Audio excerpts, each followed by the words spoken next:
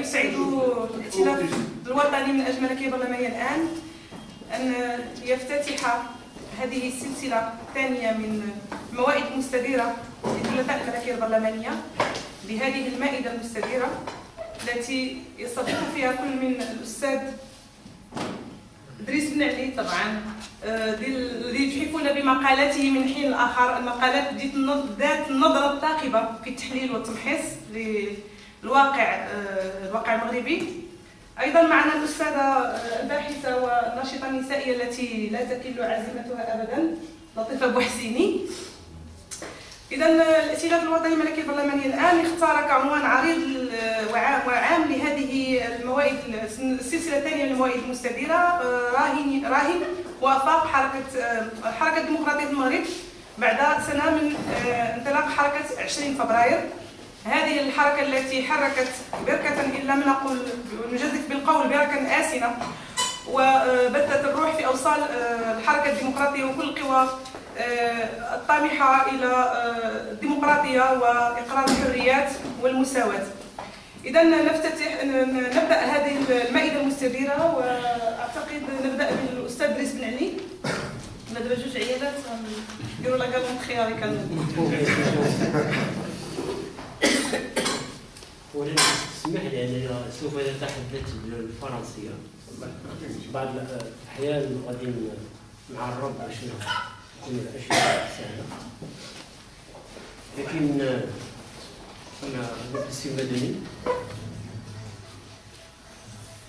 il y a toutes les langues sont permises sauf la langue de bois. Je ne vais pas utiliser la langue de bois. Alors, ce que je veux dire par là, c'est juste quelques réflexions, parce qu'on m'a dit que c'est une table ronde. Hein, et par conséquent, ce sont quelques idées à émettre, disons, suite à ce qui s'est passé. Ce qui s'est passé, c'est-à-dire le 20 février, ses conséquences et les perspectives. Alors, mon propos, dans un premier temps, c'est d'abord de faire l'état des lieux rapidement, sans s'attarder là-dessus. L'état des lieux, qu'est-ce qu'on a aujourd'hui, dans quel état on se trouve aujourd'hui, une année après le 20 février? C'est la première question. Alors cette question, il faut bien le dire, le 20 février nous a apporté beaucoup d'éléments nouveaux. Tout à l'heure, on vient de le citer. D'abord, dynamiser la vie politique. Hein? Dynamiser la vie politique, une vie politique qui était morte, animée par une classe politique domestiquée, hein, complètement apprivoisée, et avec un jeu, des règles du jeu bien définies et fortement contrôlées. Alors le 20 février a fait sauter ces tabous, a donné lieu à une donnée nouvelle, c'est-à-dire dynamique, une dynamique qui a fait naître d'autres acteurs économiques qui sont venus sur la scène politique et qui continuent aujourd'hui à jouer un rôle essentiel dans la vie politique. Deuxième chose, c'est toucher de nouvelles couches de la société qui ont manifesté au cours des 10 dernières années pratiquement une indifférence à la vie politique. Une indifférence, bien entendu, relativement vigilante, puisqu'ils étaient là, ils observaient. Et les élections de 2007 ont montré cette indifférence à l'égard de la politique telle qu'elle était pratique. Et du coup, on a constaté que le Maroc souffrait de 3 ou 4 crises. Une crise du politique, une crise de leadership et une crise de l'élite. Ces 3 éléments ont abouti à la crise essentielle qui est la crise de confiance. La confiance disparue et par conséquent, personne n'était crédible dans la vie politique. C'était un peu les choses qu'on retrouvait. Troisième élément, alors de ce qu'on a constaté le 20 février, a donné lieu à un élément essentiel quand même, c'est la naissance de nouvelles forces politiques. Ce qui est intéressant, c'est que pour la première fois, on assiste à la naissance de ce qu'on appelle des contre-pouvoirs réels à partir de la base. Alors ça veut dire quoi ça? Jusqu'à présent, on a parlé de contre-pouvoirs réels, les partis, les syndicats, la société civile, mais on voit que le Marocain, depuis un temps, commence à se manifester, disons, en tant que tel. Hein? D'abord, commence à s'affirmer. Ce qui est important, c'est que cette affirmation montre une chose, c'est que l'individu se libère par rapport à la société civile. Hein? par rapport à la société, pardon, globalement. Le Maroc, jusqu'à présent, a vécu avec une caractéristique sociologique, c'est la dictature de la société sur l'individu. On ne peut pas parler de démocratie dans une société pareille. La notion de citoyenneté ne peut pas apparaître dans une société où le citoyen n'existe pas. Or, le citoyen, c'est déjà l'indépendance vis-à-vis de la société. C'est-à-dire la société patriarcale, avec ses normes, avec ses valeurs, a cessé d'exercer, je dirais, une certaine dictature sur l'individu. Parce que qui dit individu dit liberté, dit choix, et par conséquent, la citoyenneté qui est en train de naître. Plus encore, on a commencé à assister à une naissance de contre-pouvoir réel à partir de la base. Les Marocains ont commencé à se libérer de la peur. On voit les gens manifester, on voit les gens se exercer, plutôt défendre leurs intérêts, et parfois même à l'échelle individuelle. J'ai tout à l'heure cité un exemple que j'ai à l'époque écrit dans le journal, c'est la fameuse veuve de Ait Ayesh, une veuve qui vivait avec 4 enfants. Et du coup, le propriétaire a décidé de la mettre dehors avec ses enfants. Elle est allée voir le pacha pour se plaindre auprès de lui. Quelle était la réaction du pacha? Il lui a dit, allez à la forêt avec vos enfants. Réponse essentielle, je n'ai pas de temps à vous consacrer, réponse de type marzanien. La femme, au lieu d'avoir le comportement traditionnel, aller pleurer, etc., demander que Dieu intervienne, etc., non, elle a pris ses enfants, elle a pris ses biens, ses petits meubles, elle est venue s'installer à la porte du bureau du pacha. Le mouvement du 20 février est venu l'épauler, les habitants sont venus les soutenir, et le soir, quand le pacha est arrivé, il était étonné de voir tout ce monde-là. Qu'est-ce que vous voulez? Voilà, vous avez insulté la femme, maintenant vous allez vous excuser. Comment le pacha, le marzan, doit s'excuser auprès de... Il n'en est pas question. Ça a duré 2 heures, et il s'est excusé auprès de la femme. Quand il a terminé de s'excuser, elle dit maintenant, vous allez résoudre ces problèmes. Ah, ben oui, vous allez lui trouver un jeu. Je trouve que c'est extraordinaire. Cette femme est le symbole même d'un nouveau Maroc qui est en train de naître. C'est-à-dire, on n'accepte plus les réactions traditionnelles de type ni fataliste, ni etc. Mais par contre, on s'affirme et on défend ses intérêts. C'est une culture nouvelle. C'est cette culture-là qui permettra dans l'avenir de faire éclore ce qu'on appelle une société civile réelle en défendant ses intérêts à la base. Et ça, c'est aussi un élément essentiel. Alors, la naissance de contre-pouvoir réel, l'affirmation de l'individu en tant que tel, cela étant, évidemment, le 20 février, il y a des faiblesses. Évidemment, chaque médaille a son revers. Alors, d'abord, le mouvement du 20 février est un mouvement hétéroclite.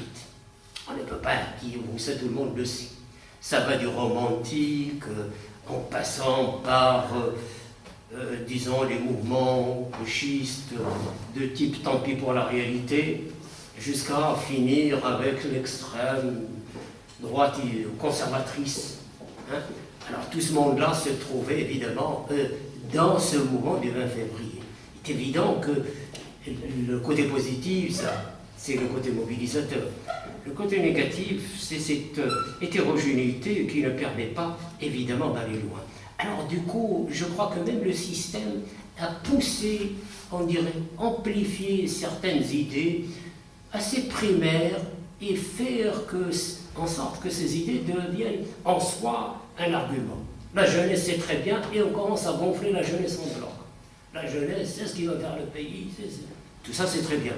Seulement, la jeunesse telle qu'elle s'est exprimée à l'état brut. Ça veut dire quoi? Ça veut dire que on disait que les jeunes, ce sont eux qui vont résoudre le problème du pays, ce sont eux qui vont faire. Et que la jeunesse devient, du coup, je parle de la jeunesse biologique. Or, en politique, la jeunesse biologique n'est pas la jeunesse politique. Ce sont 2 choses différentes. Il y a bien des gens, et je me suis dit, tiens, puisqu'on parle beaucoup de jeunesse politique, de jeunesse tout court, biologique, je me suis penché sur le sujet.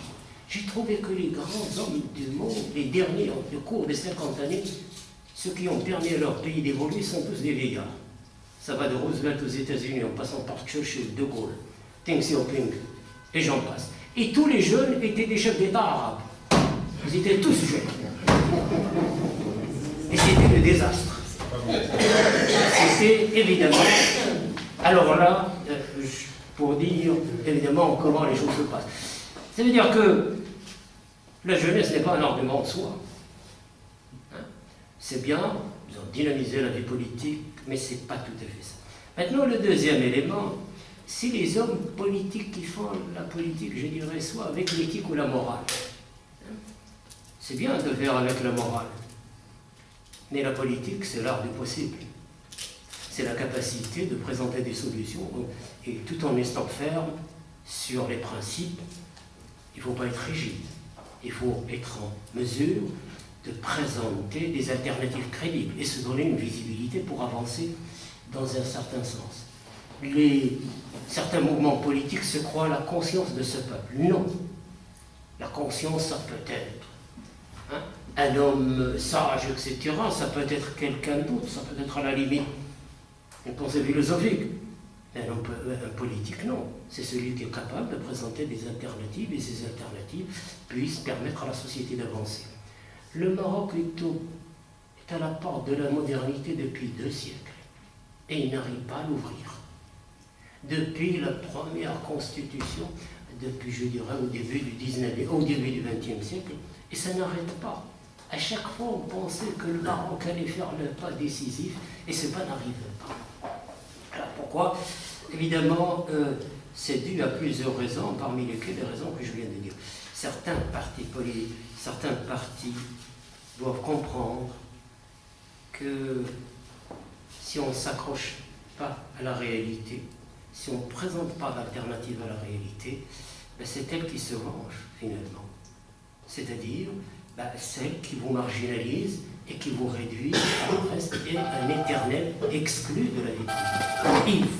Ce pays a besoin d'une visibilité. Par conséquent, les gens qui sont pour tant pis pour la réalité, non. Alors la troisième catégorie, toujours parmi les, je dirais, certaines tendances de gauche, c'est de faire la politique avec des rancœurs. On ne fait pas la politique avec des rancœurs. Je sais que parfois, il y a toujours une charge de subjectivité qu'on traîne avec soi, mais la politique ne se fait pas avec des rancœurs. Elle se fait aussi avec des propositions claires. Le meilleur moyen d'avancer, ce n'est pas d'oublier ce qu'on a fait, ce qui est arrivé, mais de chercher à le capitaliser autrement. Alors, quelles sont les perspectives?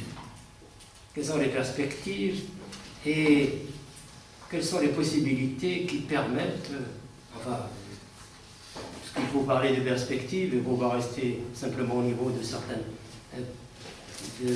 constats. Bien, ma réponse est d'abord celle que Tocqueville a dit une fois. La politique, ce qu'il y a de difficile en politique, c'est d'apprécier et de comprendre ce qui se passe sous nos yeux. Et c'est ça ce qui est difficile. On a l'impression de comprendre une réalité qui se passe devant nos yeux, mais on risque de passer à côté de la plaque. Ceci étant, on a le droit aussi de fournir des réponses rapides à une situation distincte. Au Maroc, il y a une lame de fond qui est en train de secouer la société. Elle est en train de la secouer en profondeur. Elle est en train de secouer la société, mais elle se heurte d'abord à l'élite traditionnelle, qui a fait cause commune avec le régime, avec le Martin. L'élite traditionnelle, l'élite politique qu'on a, quand je dis l'élite traditionnelle, c'est l'élite des partis politiques, des partis officiels, des partis qui agissent.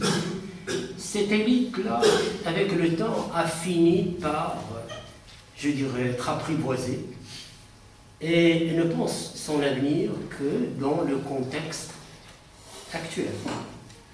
C'est-à-dire un contexte qui est fortement défini par le système. Or, le système, je crois que la définition a été faite depuis longtemps. était faite depuis longtemps et ça me rappelle la fameuse phrase de Mohamed Ben Abdallah au XVIIIe siècle. Mohamed Ben Abdallah que Hassan II a repris. Quand un explorateur d'origine germano-polonaise lui a demandé quelle est pour vous la conception de la politique, quelle est pour vous, comment vous concevez la gestion des hommes, la réponse était claire. Et je crois que ça résume tout le Marzen. Pour moi, les hommes sont comme des rats dans une cage, il faut les agiter en permanence pour les empêcher de faire des trous. Et l'agitation en soi devient une manière de travailler. Et Hassan II l'a dit dans une conférence en Arabie Saoudite, en termes simples.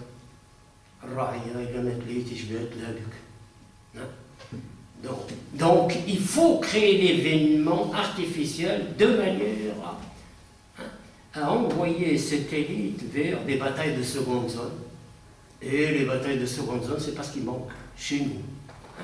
Au point où on passe l'essentiel de notre temps à, je dirais, nous noyer dans des verres d'eau, au lieu de penser l'essentiel. Alors, et du coup, on a raté plusieurs rendez-vous historiques. Je ne vais pas remonter à l'âge biblique. Je crois que la première fois, on a dit que le Maroc a raté un rendez-vous historique, c'est déjà au XVIe siècle, lorsqu'on a tourné le dos à la mer, alors que l'enjeu était là. On ne l'a pas perçu. Je crois que c'est Monsor Dabi qui pensait que l'enjeu était encore du Moyen-Âge. Il a fait une expédition vers Tombouctou à travers les mulets et les dromadaires, alors que les Portugais ont déjà détourné la route de l'or par les caravelles. Alors, rien pigé dans cet enjeu. Deuxième fois, on n'a pas pigé encore l'enjeu, c'est le 19e siècle, la fin du 19e, début 20e. On a raté encore le coche, on a été colonisé. Et si parfois même, je dirais au 19e siècle, on a gagné un peu de temps. Aujourd'hui, bien sûr, on le met sur le compte de notre manière de voir les choses, mais on a gagné du temps. Je dirais parfois c'est le hasard qui nous a fait gagner du temps. Parfois c'est nous, parfois c'est le hasard.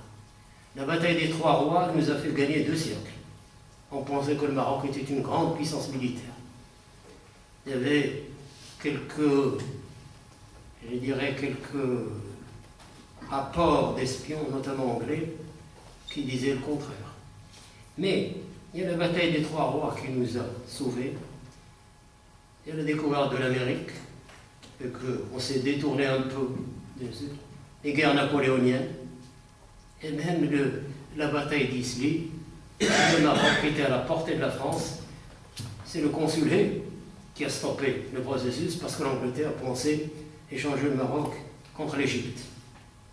Alors, ça veut dire qu'on traîne la décadence et le retard depuis longtemps. Il ne faut pas se faire d'illusions. Et je crois que tous les historiens l'avaient compris quand il a parlé du 19e siècle, c'était lamentable. Le Maroc du 19e siècle était nettement plus en retard que le Maroc des Almohades, sur le plan économique et social. Donc, n'oublions pas, il y a pas mal de rendez-vous qu'on a ratés de cette manière. Alors, qu'est-ce qui se passe aujourd'hui? Là, aujourd'hui, les événements de printemps arabe est arrivé, on est en train, on veut nous faire rater. C'est ça la question. Le Marzen a réussi une manœuvre qui, pour l'instant, marche très bien pour lui. Il a gagné du temps. Il a gagné du temps parce que face à lui, il n'y a pas une organisation structurée capable de capitaliser ce qui existe. Il n'y a pas une structure capable de capter et de capitaliser. 2, il n'y a pas une plateforme claire autour de laquelle se nouent les alliances et se définissent des engagements. 3, il n'y a pas un agenda de travail qui permet, un agenda précis qui permet d'avancer.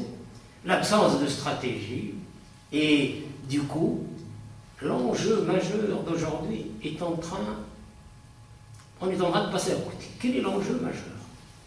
L'enjeu majeur, c'est de déposséder, de faire en sorte qu'un seul acteur ne monopolise pas l'initiative. Aujourd'hui, il n'y a qu'un seul acteur qui monopolise l'initiative dans ce pays. C'est un enjeu majeur aujourd'hui. Il faut, quand je compare le Maroc d'aujourd'hui avec les années 60, ben, il n'y avait pas les années 60, il n'y avait pas un acteur seul qui monopolisait l'initiative. Il y avait des pouvoirs, des contre-pouvoirs réels, des partis. Je ne parle pas de leurs erreurs politiques, mais il y avait des partis sur le terrain qui obligeaient le système à tenir compte de leur position, ce qui n'est plus le cas aujourd'hui. Et ce qui est encore plus inquiétant, c'est qu'après tout ce qui s'est passé, on revient au point de départ. Aujourd'hui, bon, on a parlé de constitution, réforme constitutionnelle. On a parlé des élections. Qu'est-ce qui a changé, fondamentalement? En dehors d'une réforme cosmétique destinée, évidemment, à plus ou moins gagner du temps.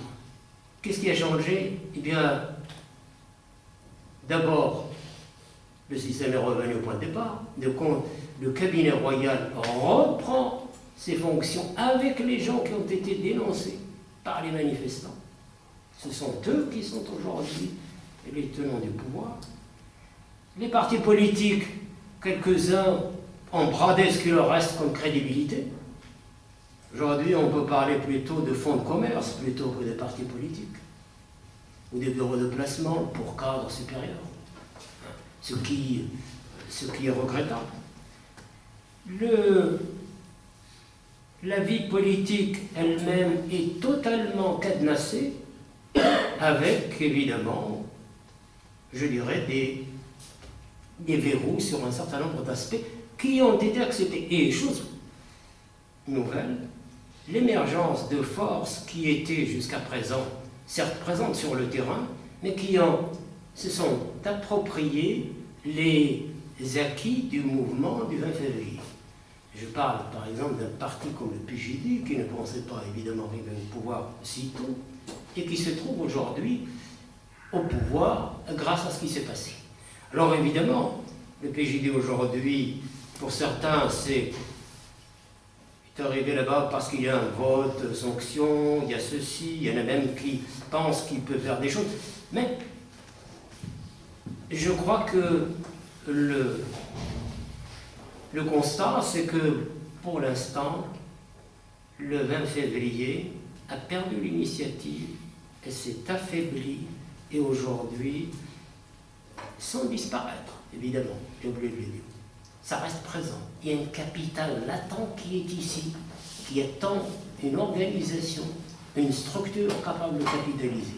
Ce capital a besoin d'une structure, d'une organisation, d'une stratégie et d'un leadership. Ce pays n'a pas de leadership fort. Et je crois que la logique monarchique, c'est d'empêcher un leadership fort de voir le jour. C'était tout le travail. Je crois que toute la lutte de Hassan II était faite pour éradiquer le leadership qui puisse faire ombrage à la monarchie. Ce qui fait qu'aujourd'hui, il n'y a pas de leadership apparent, fort, et capable de présenter une alternative. Et il y a une lame de fond, il y a des potentialités, il y a des capacités, il y a une société qui a totalement changé, qui s'est urbanisée, n'est plus rurale. Elle est plus individuelle, moins collective. Elle s'autonomise indépendante, elle devient de plus en plus indépendante, elle devient plus frondeuse que ne l'était avant. Ce sont des éléments essentiels sociologiquement qui peuvent être capitalisés par un mouvement à la base. Ce mouvement n'existant pas. Alors, c'est ce que j'ai dit tout à l'heure, ce que j'ai proposé tout à l'heure, une organisation structurée, des perspectives, capable de capitaliser ce qui existe, un leadership fort et capable et crédible, des hommes politiques qui sont capables de dépenser, ou des mouvements, leurs égaux, de dépasser leurs égaux et de présenter une alternative et une unité essentielle, définir les alliances de manière, je dirais, objective, stratégique, avec les différentes étapes permettant à la société, évidemment, d'arriver à ces objectifs, essayer de reprendre l'initiative là où le mouvement du 20 février l'a laissé. Le mouvement du 20 février a permis de prendre une certaine initiative. Elle l'a ratée parce qu'elle n'était ni organisée, ni structurée, ni capable de présenter d'alternative. Donc, dépasser le romantisme et se donner une représentation réelle et directe. Remodeler la gauche ou le mouvement moderniste, de manière générale, c'est une essentielle. Soit créer carrément une organisation nouvelle, soit à travers les forces présentes sur le terrain, je dirais modernistes et de gauche, essayer de faire une nouvelle organisation, une organisation capable de présenter une alternative crédible dans la situation actuelle. Définir l'alliance réelle avec les islamistes. Est-ce qu'au stade actuel, les mouvements modernistes en ont besoin? Je crois que le 20 février a montré une chose, que quand tu es seul, c'est une faiblesse. Travailler avec le mouvement islamiste, certes c'est une force, mais qui comporte des problèmes. Il y a des étapes dans l'évolution d'un... Je crois que je ne vais pas remuer un certain nombre de choses, mais les analyses stratégiques de Lénine sont intéressantes, ne serait-ce que pour les résultats qu'ils ont pu donner sur le terrain. Il y a des étapes, et chaque étape, il y a des alliances à définir. Il faut préciser les principes de base. Qu'est-ce que c'est qu'une modernité pour une société comme la nôtre? Il n'y a pas de société qui vit sans idéologie. Il faut une idéologie réelle, renouvelée, avec des analyses précises qui tiennent compte de l'évolution à la fois de la société et du réel. Le Maroc a besoin de passer d'un stade à l'autre. Quel est le stade où on était? Le stade Marzania est caractérisé par 3, je dirais, triangles. Premier triangle, c'est les 3 éléments, le Bay'a, le Ta'a, le Hubra. Deuxième, ça, c'est premier. Ceci donne naissance à une société patriarcale, une culture autoritaire et de la peur, et un pouvoir politique transcendantal. Puisque dans la Constitution, le roi était sacré, il est moins aujourd'hui, mais bon. Il faut donc passer à une société qui doit... Alors, sur le plan économique aussi, il faut dépasser une société qui repose sur 3 éléments. La rente, ce qu'on appelle le façade, et le hamza. Les 3 éléments qui caractérisent la société marocaine aujourd'hui, qui prétend être une économie libérale, tout en faisant du marché simplement un phénomène résiduel, pas l'élément essentiel. L'élément essentiel se tourne autour de ça. Il faut donc passer à une société moderne. Donc, société moderne, l'affirmation de l'individu et du citoyen. On ne peut pas parler de liberté si l'individu n'existe pas en tant que tel. La notion de liberté est liée à l'individu. De passer d'une culture de la dépendance à une culture d'autonomie et de l'indépendance, qui est liée à l'individu. Et 3, il faut appuyer les contre-pouvoirs réels qui sont en train de naître à la base. Alors ceci est possible, pourquoi? Parce qu'il y a un autre triangle aussi qui se profile à l'horizon et qui est en train de jouer en faveur des démocrates et des mouvements démocratiques. C'est l'ouverture sur l'extérieur et le fait de s'inscrire dans la mondialisation, ne serait-ce qu'aujourd'hui, les technologies, on l'a vu, le rôle de l'Internet et du Facebook dans le mouvement, alors sans parler de la parabole, c'est un élément essentiel. 3, briser, alors, une culture, développer une culture du mérite et de la compétence, et la mise en place, évidemment, d'une économie moderne. Alors, donc, la démocratie a d'excellentes perspectives, potentiellement. Les mouvements qui peuvent, évidemment, capitaliser ce qui existe, peuvent jouer un très grand rôle. Mais c'est là le problème. Comment, aujourd'hui, capitaliser ce qui vient d'être créé par le 20 février? Autrement, ce capital risque de dégénérer parce qu'aujourd'hui, le Merzen a une alternative. Je pense que le scénario actuel, c'est d'aider le PJD momentanément à passer ces 5 années, tout en mettant ses œufs dans 2 paniers. C'est-à-dire une opposition barzanienne organisée par le PAM d'un côté et l'UCP, voir qui va réussir à mordre sur l'électorat et la population pour présenter une alternative d'avenir. Ce scénario est en train de se mettre en place. Est-ce qu'il va réussir? C'est une autre histoire, parce que à l'intérieur de ces organisations, le PAM est très discrédité aujourd'hui. L'UCP a montré une incapacité structurelle à se régénérer.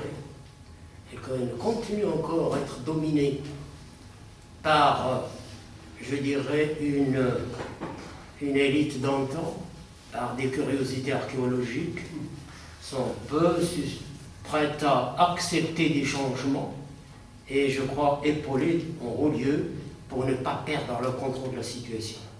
C'est un enjeu majeur aujourd'hui. Un deuxième enjeu, c'est comment se débarrasser de 3 choses.